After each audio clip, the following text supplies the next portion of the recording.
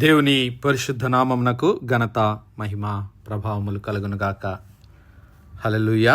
మరొకసారి ఈ అనుదిన బైబిల్ ధ్యానములకు మీ అందరినీ మన రక్షకుడు ప్రభువైన యేసు క్రీస్తుల వారి పరిశుద్ధ నామంలో ప్రేమతో ఆహ్వానిస్తున్నాను. ప్రియులారా, యేసు క్రీస్తు ప్రభుల వారు లేఖనముల ప్రకారము మన పాపముల నిమిత్తము మరణించి సమాధి చేయబడి తిరిగి లేఖనముల ప్రకారము 3వ దినమున ఆయన సజీవుడిగా తిరిగి లేచి, పునరుత్థానుడిగా తిరిగి లేచి 40 దినముల మట్టుకు తన శిష్యులకు మరి అనేక జనులకు అగుపడి దేవుని రాజ్య స్వార్థను గూర్చినటువంటి విషయాలు ఆయన బోధించాడు. మరి ఆయన బోధించినటువంటి విషయాలను పునరుత్థానుడైన తర్వాత క్రీస్తు ప్రభుల వారు మరి పలికినటువంటి మాటలు దేవుని రాజ్యాన్ని గురించి, దేవుని లేఖనములను గురించి, ఆ క్రీస్తు ప్రభుల వారిని గురించి, ఆయన పునరుత్థానమును గురించి పలికినటువంటి మాటలను మనం ధ్యానిస్తూ ఉన్నాం. లూకా సువార్త 24వ అధ్యాయం 13 నుండి మరి 35 వరకు ఉన్నటువంటి లేఖన భాగాల్లో, 13 నుంచి 35 వరకు ఉన్నటువంటి లేఖన భాగాల్లో అక్కడ ఆయన పునరుత్థానుడైన దినము ఆదివారము సాయంకాల సమయమున ఎమ్మాయి గ్రామమునకు వెళుతూ ఉన్నటువంటి 2 శిష్యులకు ఆయన కనబడి, మరి ఆ 2 శిష్యులు క్రీస్తు ప్రభుల వారిని ఈ యొక్క మరి యాజకులు, ఆ ప్రధాన యాజకులు, అధికారులు ఆయనకు మరణశిక్షను విధించారు. మరి ఆయన సిలువలో మరణించాడు, మరి ఇశ్రాయేలును రక్షించువాడు, విమోచించువాడు ఈయనే అని మేము ఎదురు చూస్తుండగా ఇలా జరిగిందేమిటి, జరిగింది చాలదన్నట్టు మరి ఉదయకాలముననే మాలో కొంతమంది మరి ఆ సమాధి యొద్దకు వెళ్ళి చూడగా ఆయన దేహము కూడా వారికి కనబడలేదని వారు బాధపడుతూ ఆ విషయాలన్నీ తమతో నడుస్తున్నటువంటి క్రీస్తు ప్రభుల వారికి తెలిపినప్పుడు ఆయన అన్నాడు, అయ్యో మరి అవివేకులారా, ప్రవక్తలు చెప్పిన మాటలు నమ్మనటువంటి మందమతులారా అని వారిని గద్దించి, ఇదిగో లేఖనములన్నిటిలో మోషేయు సమస్త ప్రవక్తలను మొదలుకొని లేఖనములన్నిటిలో తన్ను గూర్చిన వచన భావములను వారికి తెలిపెను. ఇదిగో క్రీస్తు ఈలాగు శ్రమపడి తన మహిమలో ప్రవేశించుట అగత్యము కాదా? అవివేకులారా, ఎందుకు మీరింకా లేఖనములను నమ్మటం లేదు, ప్రవచనములు నమ్మటం లేదు? మోషే ధర్మశాస్త్రంలో చెప్పిన విషయాలు మీరెందుకు ఇంకను గ్రహించడం లేదు అంటున్నాడు ఆయన. నా సహోదరుడా, నా సహోదరి, మరి నీవు నేను లేఖనములను గ్రహించవలసినటువంటి వారమై ఉంటున్నాం. లేఖనములో ఉన్నటువంటి శక్తిని ఎరుగక, లేఖనములో మరి క్రీస్తు ప్రభుల వారిని గుర్తించలేక వారు ఆయనను సిలువకు అప్పగించారు. మరి నీవు నేను అలాగ ఉండకూడదని క్రీస్తు ప్రభుల వారు హెచ్చిస్తూ ఆ శిష్యులకు మరి మోషే ధర్మశాస్త్రములోను, ప్రవక్తల గ్రంథంలోను, కీర్తనలో ఉన్నటువంటి లేఖన భాగాలు వారికి చూపించాడంట. మరి ఏ వచన భాగాలు ఆయన చూపించాడో ఇక్కడ లేదు, కానీ మరి పాత నిబంధన గ్రంథం మోషే గ్రంథంలో ఉన్నటువంటి కొన్ని లేఖన భాగాలు, అలాగే ప్రవక్తల గ్రంథంలో ఉన్నటువంటి కొన్ని లేఖన భాగాలు, మరి కీర్తనలో ఉన్నటువంటి కొన్ని లేఖన భాగాలు, మరి పరిశుద్ధాత్మ దేవుని నడిపింపు ద్వారా పరిశీలన చేసుకుందాం. మొట్టమొదటిగా క్రీస్తు ప్రభుల వారు ఈ లోకంలో ఉన్నప్పుడే ఆయన మోషే ధర్మశాస్త్రంలోని కొన్ని మాటలను గురించి ఆయన మాట్లాడాడు. పునరుత్థానమును గురించి, అలాగే మరి నిత్య జీవమును గురించి ఆయన కొన్ని సందర్భాల్లో పలికినటువంటి మాటలను జ్ఞాపకం చేసుకుందాం. యోహాను సువార్త 3వ అధ్యాయం మనందరికీ తెలిసినటువంటి లేఖన భాగాలు. ఒక దినము నీకోదేము అనేటువంటి ఆ యొక్క యూదుల అధికారి, పరిసయ్యుడు, బోధకుడు, ఇశ్రాయేలు బోధకుడు క్రీస్తు ప్రభుల వారి యొద్దకు వచ్చాడు. అయ్యా, నీవు దేవుని యొద్ద నుంచి వచ్చిన బోధకుడు అని మేము ఎరుగుదుమయ్యా. మరి దేవుడు అతనికి తోడై ఉంటేనే కానీ నీవు చేయుచున్న సూచక్రియలు ఎవడు చేయలేడని నేను నమ్ముతున్నానయ్యా అన్నప్పుడు యేసయ్య అతనితో పలికిన మాటలు, ఒకడు క్రొత్తగా జన్మించితేనే కానీ అతడు దేవుని రాజ్యమును చూడనేరడు అంటున్నాడు. యోహాను సువార్త 3వ అధ్యాయము 3వ వచనంలో, ఒకడు క్రొత్తగా జన్మించితే కానీ అతడు దేవుని రాజ్యమును చూడలేడు. కొత్తగా జన్మించడం అంటే ఏమిటి అనగా, దేవుని ఆత్మచేత నీవు నేను నడిపించబడాలి. దేవుని వాక్యము చేత నీవు నేను నింపబడాలి. దేవుని వాక్యము చేత నీవు నేను నడిపించబడాలి. అప్పుడు కానీ దేవుని పరలోక సంబంధమైన విషయాలు, ఆత్మ సంబంధమైన విషయాలు, దైవ సంబంధమైన విషయాలు నీవు నేను గ్రహించలేమని యేసయ్య మరి ఆ నికోదేముతో చెప్పాడు.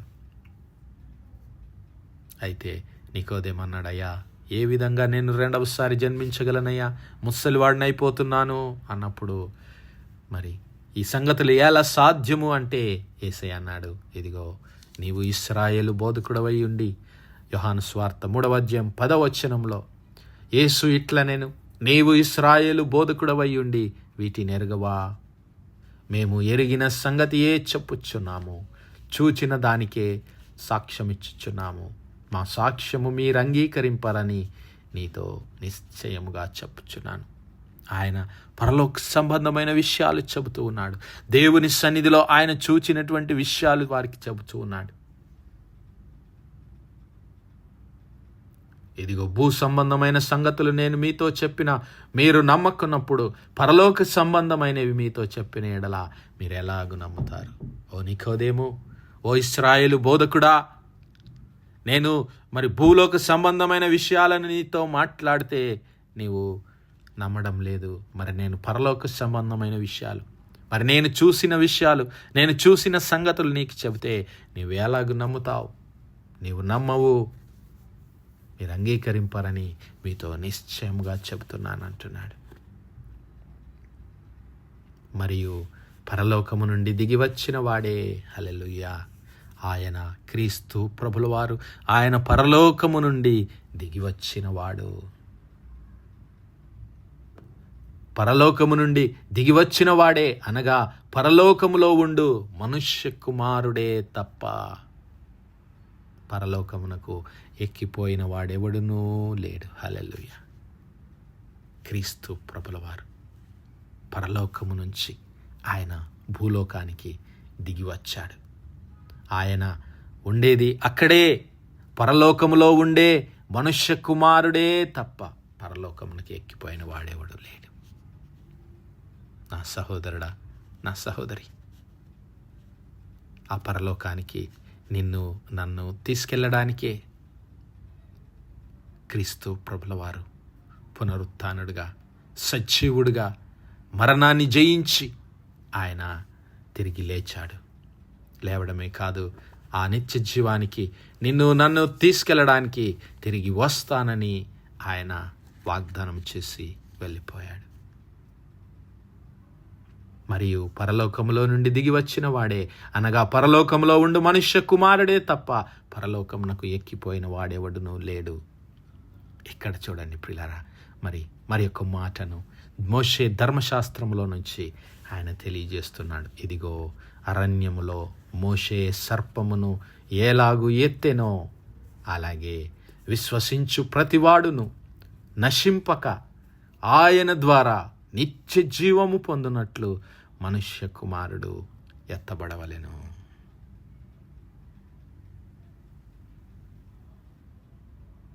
అరణ్యములో మోషే సర్పమును ఎలాగు ఎత్తెనో అలాగే విశ్వసించు ప్రతి వాడును నశింపక ఆయన ద్వారా నిత్య జీవము పొందునట్లు మనుష్య కుమారుడు ఎత్తబడవలెను.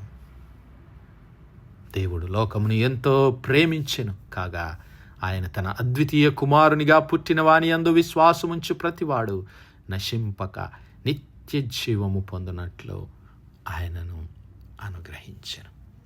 ఆ అరణ్యములో మరి ఎప్పుడైతే మోషేకు వ్యతిరేకంగా, దేవునికి వ్యతిరేకంగా ఇశ్రాయేలు ప్రజలు మాట్లాడడం మొదలుపెట్టారో, మరి ఐగుప్తు బానిసత్వంలో నుంచి వారిని బయటకు విడిపించి పాలు తేనెలు ప్రవహించి కనాను దేశంలోనికి వారిని నడిపిస్తూ ఉండగా ఎర్ర సముద్రాన్ని 2 పాయలుగా చేసి ఆరిన నేల మీద వారిని నడిపించి మరి పరలోకము నుంచి మన్నాని మధురాహారం చేత వారిని పోషిస్తూ నడిపిస్తున్నటువంటి దేవునికి వ్యతిరేకంగా వారు మాట్లాడినప్పుడు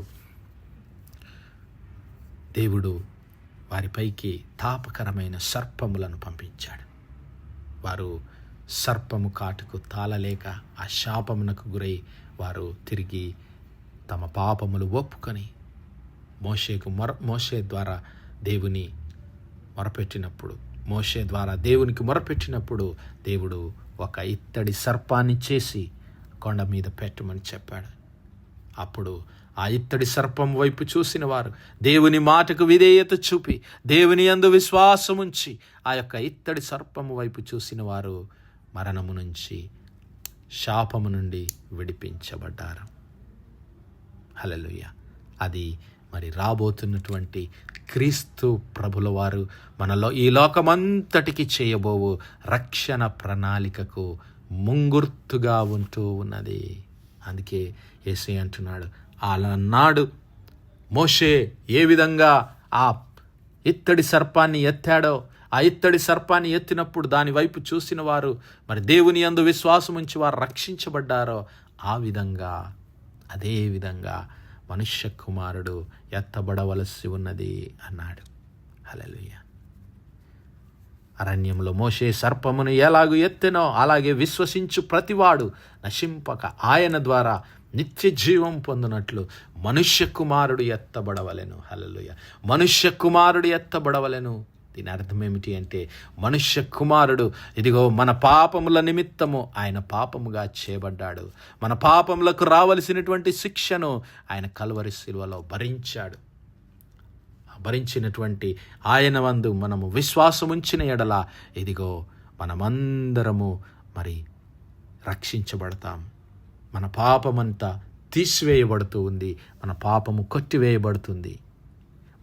మనకు రావలసినటువంటి శిక్ష, మనకు రావలసినటువంటి శాపము, మరణము ఆయన అనుగ్రహించాడు. మనకు రావలసినటువంటి మరణాన్ని దేవుడు కొట్టివేసి క్రీస్తు ప్రభుల వారిని ఆ సిలువకు అప్పగించాడు. మనకు రావలసినటువంటి ఆ తీర్పును తప్పించేసి క్రీస్తు ప్రభుల వారు మరణించాడు.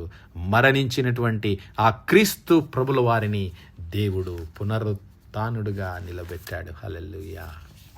ఆయన ఎత్తబడ్డాడు పునరుత్థానుడుగా, మరి పరిశుద్ధుడుగా ఆయన ఎత్తబడ్డాడు. హల్లెలూయా. ఆయన మన కొరకు హింసించబడి మరణించి ఆ యొక్క సిలువకు కొట్టబడి మరి పునరుత్థానుడుగా దేవుని ద్వారా ఎత్తబడ్డాడు.